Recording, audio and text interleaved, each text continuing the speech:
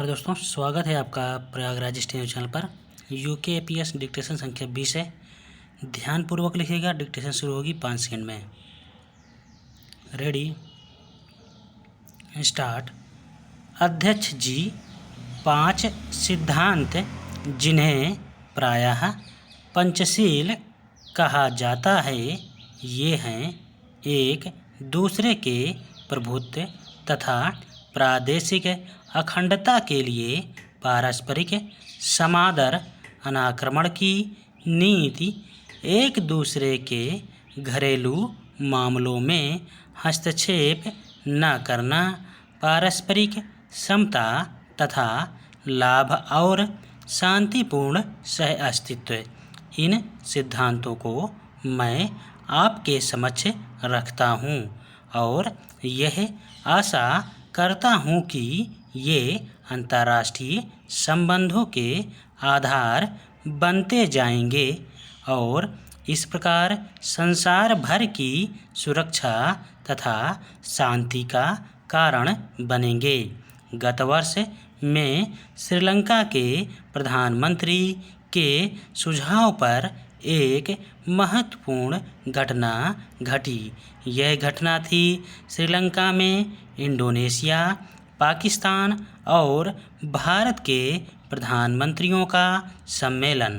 तत्पश्चात इसी प्रकार का एक सम्मेलन इंडोनेशिया में हुआ।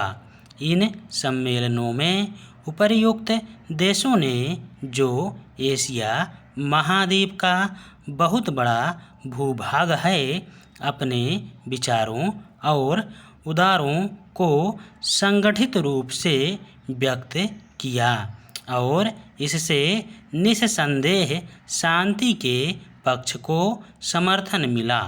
इन सम्मेलनों के परिणामस्वरूप अब एशिया और अफ्रीका के स्वतंत्र देशों के प्रतिनिधियों का एक सम्मेलन इंडोनेशिया में बुलाने का आयोजन किया गया है।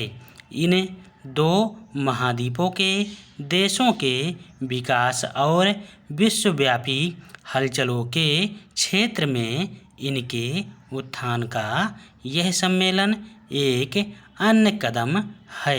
मेरा विश्वास है कि इसके कारण विश्व शांति के पक्ष को बल मिलेगा और इन देशों के बीच सहयोग और सद्भावना बढ़ेगी।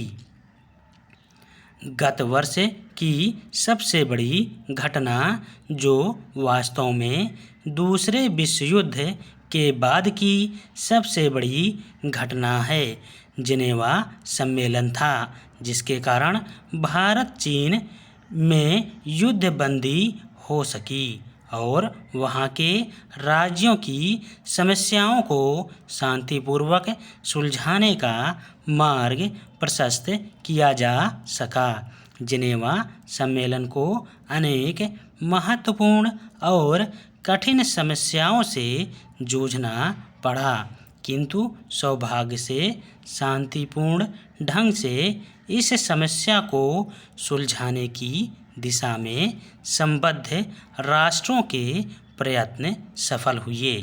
इस प्रकार उस सम्मेलन ने संसार के सामने एक उदाहरण रखा है।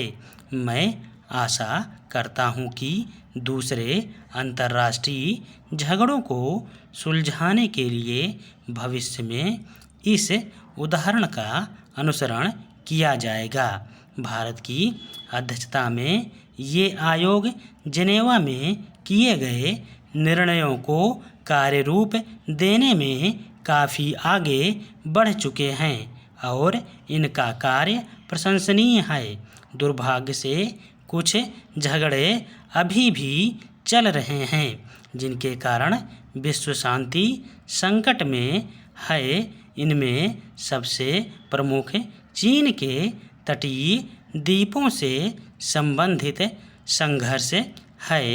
मेरी सरकार चीन की एक ही सरकार को मान्यता देती है और वह है लोक गणराज्य, और यह समझती है कि इस गणराज्य के दावे उचित हैं। स्टॉप। धन्यवाद।